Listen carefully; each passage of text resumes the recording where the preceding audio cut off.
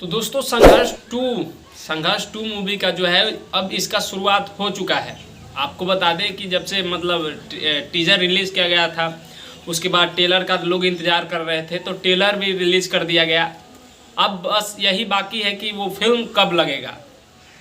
आपको बता दें जो संघर्ष टू फिल्म है उसका शुरुआत हो चुका है। जैसे आपको बता दें कि खेसारी लाल यादव जी संघर्ष टू मूवी का एक गाना जो है मतलब जो आज ही रिलीज़ किया गया है, वो मतलब संघर्ष टू फिल्म का जो गाना है खेसारी लाल यादव जी का, तो संघर्ष टू फिल्म भी आप सभी के बीच में जल्दी देखने को मिलेगा, वो भी सिनेमा घरों में। और ये जो फिल्म है ये बहुत ही मतलब स्पेशल होने वाला है, जिसका शुरुआत हो चुका है। और एक और बात आपको बता दें कि खेसारी लाल यादव जी का जो वीर हनुमान का जो फिल्म का टेंडर मिलने वाला था, वो भी मिल चुका है खेसारी लाल यादव जी को। और उसका फिल्म जो वीर हनुमान है उसका शूटिंग भी आज से स्टार्ट हो चुका है। आपको बता दें कि फिर वही डायरेक्टर और प्रोड्यूसर हैं रत्नाकर कुमार जी और पराग पाटिल। तो ये भी फिल्म बहुत ही ज़बरदस्त होने वाला है वीर हनुमान, और इसका शूटिंग भी आज से स्टार्ट हो चुका है।